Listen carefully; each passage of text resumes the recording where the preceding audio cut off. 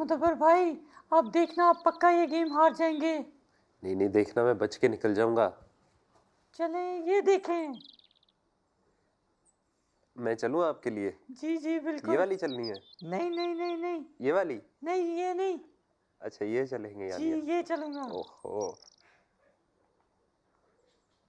वैसा भी आपने अच्छा नहीं किया मेरी गोट मार के, मुझे बदला तो लेना पड़ेगा। जी जी मुदब्बर भाई, हारने वाला यही कहता है। प्रोफेसर साहब, जीतेगा कौन और हारेगा कौन ये तो आखिर में ही पता चलेगा। अभी हम प्रोग्राम शुरू करते हैं, बाद में खेलेंगे। चले ठीक है मुदब्बर भाई, प्रोग्राम शुरू करते हैं। दुनिया है ये बच्चों की है, बच्चों की ये दुनिया। यहाँ खुला है इल्म का रास्ता, देखो आके खोलो। पूछ के देखो, पूछ के जानो, दिल में क्या है बोलो। इल्म बढ़ाना मेरा या रब, रब्बे जिदनी इल्मा, रब्बे जिदनी इल्मा, रब्बे जिदनी इल्मा, रब्बे जिदनी इल्मा, रब्बे जिदनी इल्मा। अस्सलामुअलैकुम रहमतुल्लाह। प्यारे बच्चों, आज हम फिर आपके पास आए हैं आपका प्रोग्राम लेकर, जिसका नाम है बच्चों की दुनिया। मैं हूं आपका मुदब्बर भाई और आज भी हमारे साथ हैं हमारे और आपके दोस्त प्रोफेसर भोला। अस्सलाम वालेकुम बच्चों, कैसे हैं आप? बच्चों, आज तो मुझे बहुत मज़ा आया है। मैं और मुदब्बर भाई ने लूडो खेली है। मुदब्बर भाई, आपकी किस्मत बड़ी अच्छी है। अगर प्रोग्राम का वक्त शुरू ना होया होता तो पक्का हार जाना था आपने। प्रोफेसर साहब, गेम तो अभी चल रही है। अभी ये प्रोग्राम ख़त्म हो जाए तो फिर देखते हैं कि कौन जीतता है और कौन हारता है। मुदब्बर भाई, लूडो में मैंने तो बड़े बड़ों को हराया हुआ है। अच्छा, किस किस के साथ खेली है आपने लूडो? मुदब्बर भाई, आपको तो पता है, मेरा एक ही बचपन का दोस्त डॉक्टर बबलू।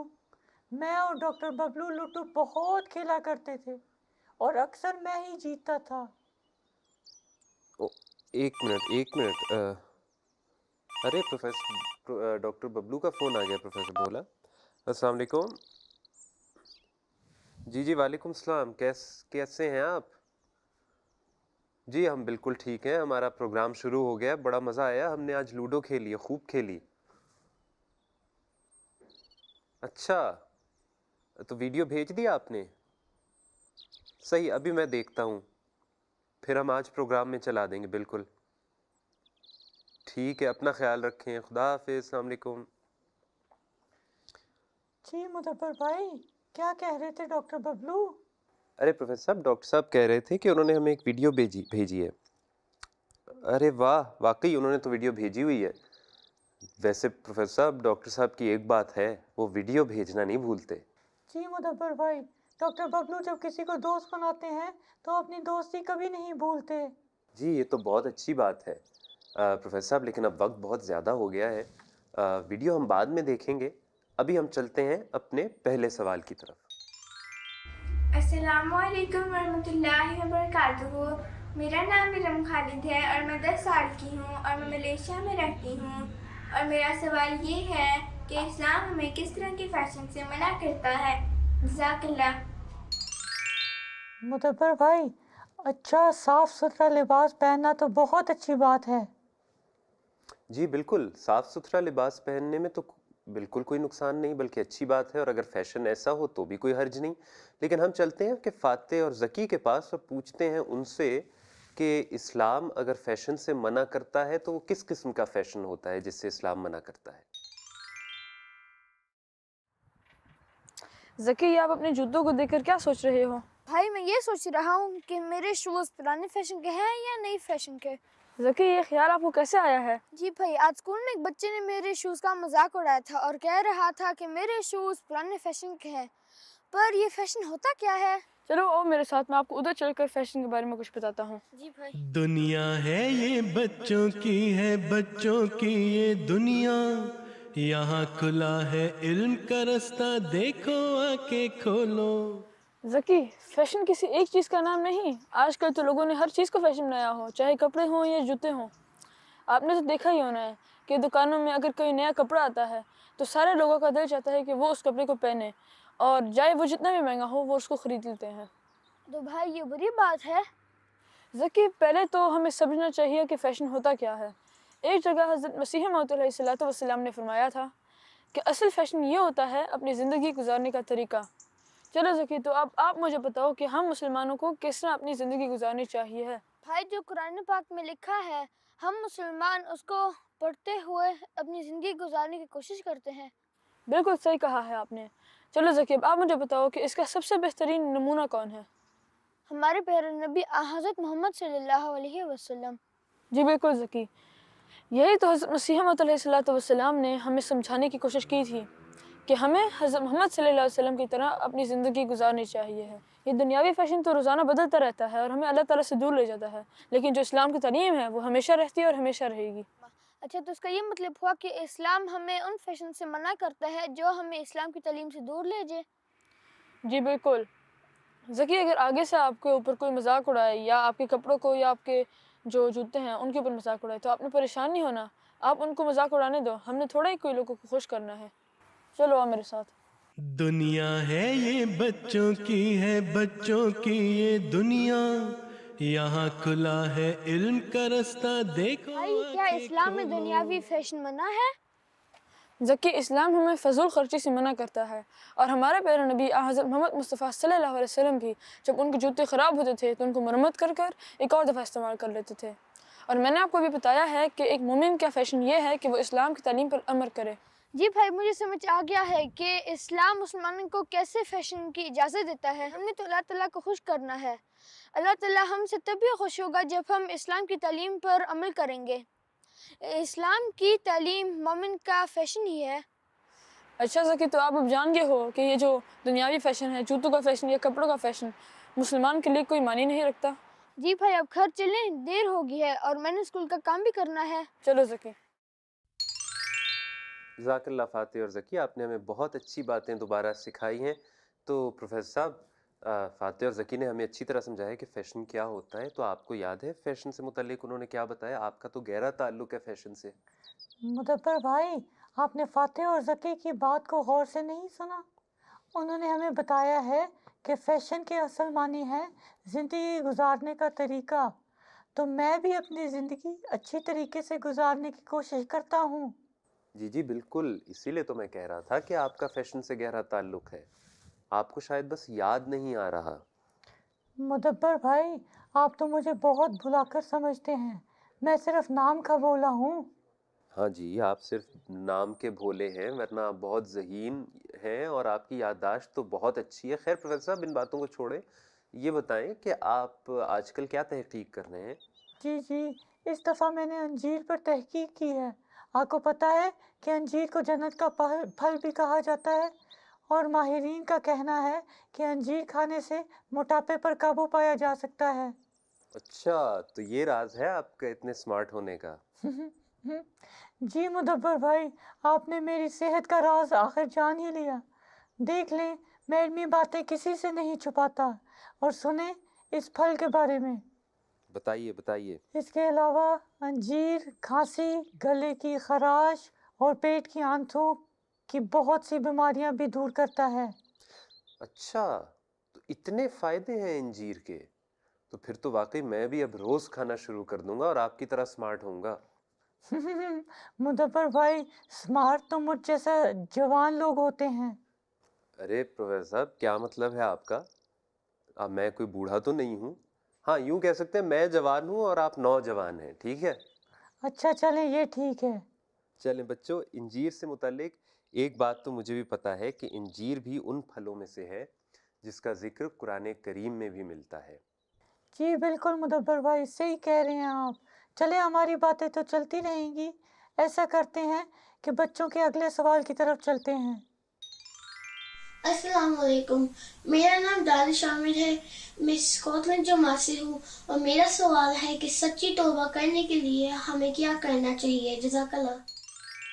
مدبر بھائی، بچوں کے ذہنوں میں کتنے اچھے اچھے سوال آتے ہیں۔ بچوں کا سوال یہ ہے کہ سچی توبہ کرنے کے لیے ہمیں کیا کرنا چاہیے؟ جی بالکل، یہ بہت اہم سوال ہے، کیونکہ انسان سے غلطی تو ہو ہی جاتی ہے، لیکن یہ جاننا بہت ضروری ہے کہ ہمارا خدا معاف کرنے والا خدا ہے، لیکن اس سے ہم معافی کس طرح مانگ سکتے ہیں اپنے گناہوں کی، اور سچی توبہ کا مطلب کیا ہوتا ہے، اور اللہ تعالیٰ پھر سچی توبہ پر انسان کو کس طرح معاف کرتا ہے؟ مدبر بھائی، مجھے لگتا ہے اتنی ضروری بات ہمیں صرف اور صرف مایا ہی سمجھا سکتی ہے۔ جی بالکل، کیونکہ مایا ہمیں یہ بتائیں گی کہ حضور انور ایدہ اللہ تعالیٰ بنصر العزیز نے اس سوال کا کیا جواب دیا ہے۔ السلام علیکم پیارے بچوں، یہ سوال میرے بھی ذہن میں آیا تھا۔ اس سوال کا جواب پھر مجھے حضور کی بچوں کے ساتھ ایک کلاس میں ملا تھا، تو آئیں بچوں مل کے پیارے حضور کا جواب سنتے ہیں۔ میرا سوال توبہ کے متعلق تھا۔ ایسے توبہ کی ایک کنڈیشن ہے کہ یہ عہد کرنا کہ آپ اس گناہ پر وہ گناہ واپس نہیں کریں گے، تو لیکن انسان کمزور ہوتا ہے، تو اگر وہ پھر دوبارہ وہ گناہ کرے اور پھر عہد کرے، اگر تو ٹیمپٹیشن ہوتی ہے اور ہو گیا غلطی، تو پھر دوبارہ توبہ استغفار کرے، آ جائے۔ پہلے تو ندامت ہے، شرمندگی ہونا اپنے، اس میں شرمندگی تمہیں ہوتی ہے اور تم توبہ کی طرف واپس آتے ہو، تو ہو سکتا ہے ایک دو دفعہ کر لو، لیکن یہ تو نہیں ہے کہ جان بوجھ کے ہر دفعہ کہہ دو کہ مجھے غلطی ہو گئی اور پھر وہی کام دوبارہ شروع کر دو کہ میں نے توبہ کر لی تھی، میں واپس نہیں آیا۔ اور پھر یہ بھی ہے شرط اس سے کہ نفرت پیدا ہو۔ حضرت مسیح علیہ السلام نے جو لکھا ہے نا، وہ یہ بھی لکھا ہے کہ نفرت پیدا ہونی چاہیے، اس سے کراہت آنی چاہیے اس سے، ٹھیک ہے؟ وہ کراہت بھی تو پیدا کرو نا اپنے دل میں، ہیں؟ وہ پہلے میں مثال دے چکا ہوں، ہمارے گانا میں ایک دفعہ میں تھا، تو وہ شخص ایک چوکیدار تھا، بڑا اچھا احمدی، اور تبلیغ بھی بڑی اچھی کیا کرتا تھا، بائبل کے اس کو بڑے ریفرنس یاد تھے، اور تبلیغ غیروں کو کرتا تھا، عیسائیوں کو تو منہ بند کرا دیتا تھا، قرآن شریف کی آیتیں بڑی یاد۔ اور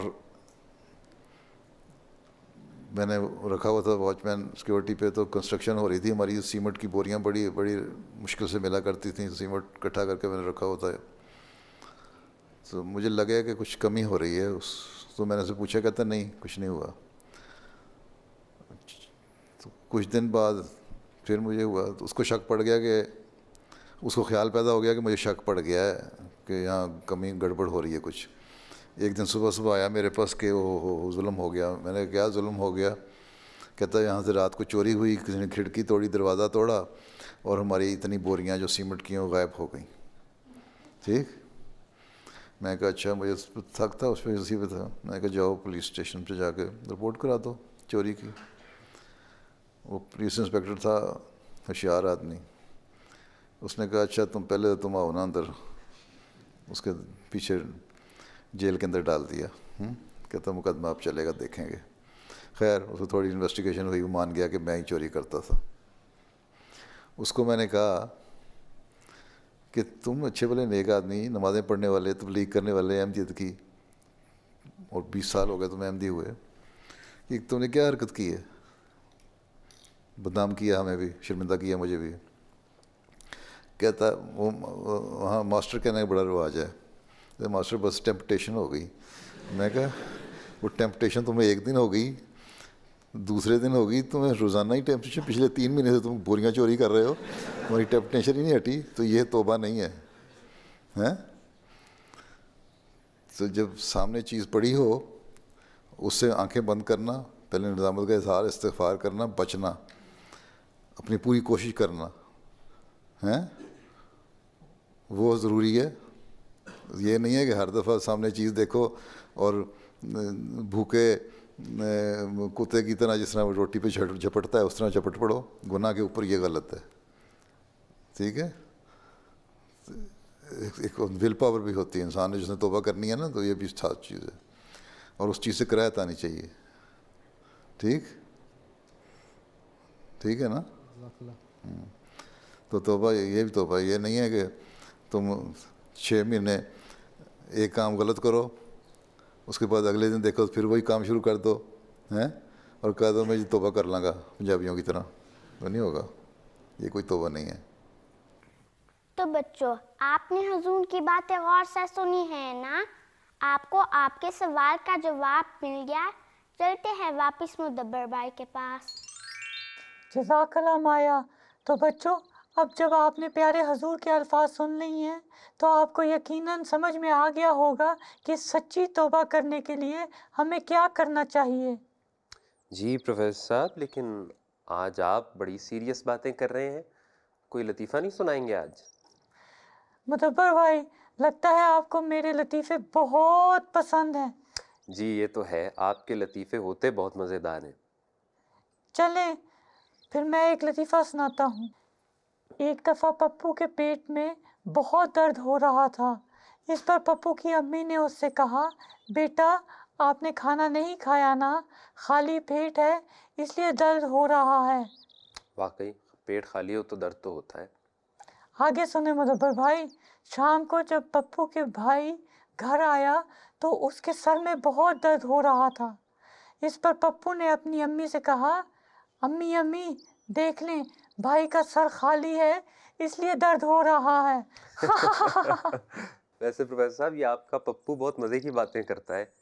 آپ کے لطیفے سن کے بھی ویسے ڈاکٹر ببلو کی یاد آ جاتی ہے ہمیں، وہ بھی ایسے ہی لطیفے سناتے تھے۔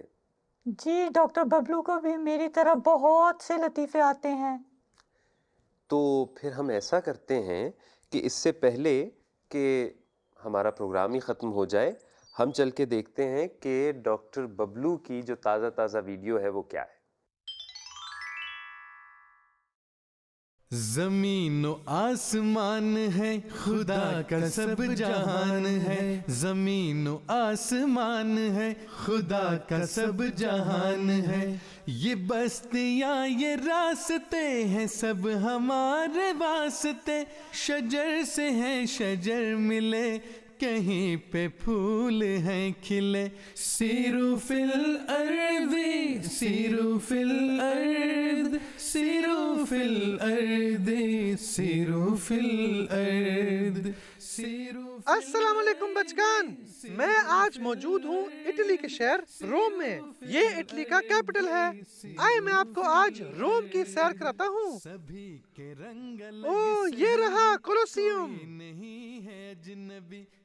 بچگان میں پہنچ گیا یہاں، لیکن پہلے کچھ معلومات لینی ہوں گی مجھے گائیڈ سے۔ سب جہان ہے خدا کا سب جہان ہے، سیرو فی الارض سیرو فی الارض سیرو فی الارض۔ یہاں تو بہت رش ہے بچگان، یہ دنیا کا سب سے پرانا کولوسیوم تھیٹر ہے۔ یہ دیکھیں کتنا بڑا ہے، بہت خوب، انٹرسٹنگ۔ اوہ یہ تو پرندہ بھی یہاں سیر پر آیا ہے۔ خدا کا سب جہان ہے، یہ بستیاں یہ راستے ہیں سب ہمارے واسطے۔ بچگان باہر سے دیکھیں، یہ روم کے بالکل سینٹر میں ہے۔ آئیں آگے چلتے ہیں، ابھی تو آپ کو بہت کچھ دکھانا ہے۔ بھائی بھائی ایک غبارہ مجھے بھی تو دینا۔ ہاں یہ دیکھیں غبارہ والا ڈوگی، یہ لو یہ آپ لے لو۔ سیرو فی الارض سیرو فی الارض سبھی۔ واو بچگان، اگر ایسی خوشبوئیں آئیں گی تو بھوک تو لگے گی نا۔ چلیں اندر چلتے ہیں۔ خدا کا وہ نشان ہے، خدا کا سب جہان ہے، خدا کا Please, سب this one. جہان ہے، سیرو فی الارض سیرو فی الارض۔ یہ لے آنٹی پیسے۔ سیرو فی الارض سیرو Grazie. الارض سیرو فی الارض سیرو فی الارض سیرو فی الارض سیرو فی الارض۔ اوہ یہاں تو بہت پیاری پیاری بلڈنگز ہیں۔ ہے خدا کا سب جہان ہے، زمین و آسمان ہے خدا جی کا تو سب بچگان، جہان اب میں آیا ہوں ہے، پیزا میں۔ یہ بھی اٹلی کا ایک خاص شہر ہے۔ یہ بلڈنگ یہ تو بہت ٹیڑھی ہے، مجھے اپنا خیال رکھنا ہوگا کہ یہ میرے اوپر نہ گر جائے۔ کھلے، سیرو فی الارض سیرو فی الارض سیرو فی الارض سیرو فی الارض سیرو فی الارض سیرو فی الارض۔ اوہ گھوڑا گاڑی بھی یہاں ہے۔ سیرو سبھی کے رنگ الگ سے یہاں تو سووینئرز بھی ہیں. کون سا لیں؟ یہ والا ٹھیک ہے. یہ دے مجھے بھائی. شکریہ. خدا حافظ. خدا کا سب جہان ہے. بچگان یہاں تو مجھے بہت مزہ آیا ہے اور موسم بھی بہت زیادہ اچھا ہے. آپ نے بھی دیکھیں گھر بیٹھے بیٹھے روم اور پیزا دیکھ لیا. چلیں اب میں اپنے اگلے سفر کے لیے نکلتا ہوں. خدا حافظ. دیکھا آپ نے بچوں، ڈاکٹر ببلو کتنے خوش ہیں اور کتنی اچھی اچھی جگہوں کی سیریں کر رہے ہیں. جی بالکل. تو پروفیسر صاحب میں تو بس یہ دیکھ رہا ہوں کہ وقت کافی ہو گیا، ہماری گیم بھی چلنی ہے ابھی آگے، تو میرا خیال ہے اب ہمیں اجازت لینی چاہیے بچوں سے. مدبر بھائی یہ کیا بات ہوئی؟ آپ ہمیشہ مجھے بلا کر سمجھتے ہیں لیکن مجھ سے تو زیادہ آپ باتیں بھولتے ہیں. کیا بھول گیا ہوں میں پروفیسر صاحب؟ مدبر بھائی کیا آپ بھولے کی بھولی بھالی نصیحتیں سننے بغیر ہی چلے جائیں گے؟ اوہو، یہ تو آپ بالکل ٹھیک کہہ رہے ہیں، میں تو بھول ہی گیا. آپ کی نصیحت تو ہم نے سنی نہیں، تو جلدی سے کریں اپنی نصیحت سنا دیں.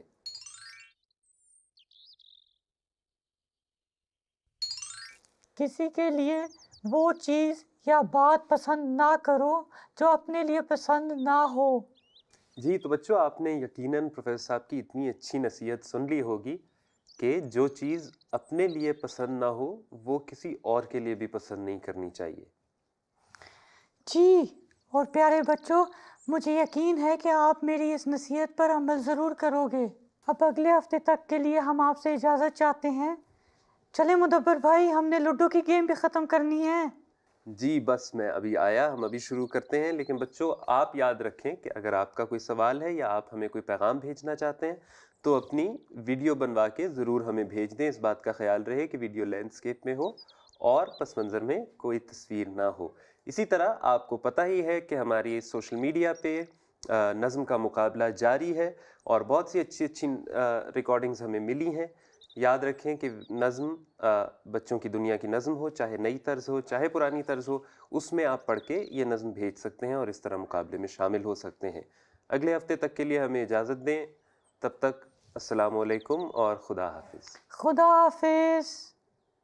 دنیا ہے یہ بچوں کی ہے، بچوں کی یہ دنیا، یہاں کھلا ہے علم کا رستہ، دیکھو آ کے کھولو. پوچھ کے دیکھو، پوچھ کے جانو، دل میں کیا ہے بولو. علم بڑھانا میرا یا رب، رب زدنی علما، رب زدنی علما، رب زدنی علما، رب زدنی علما، رب زدنی علما.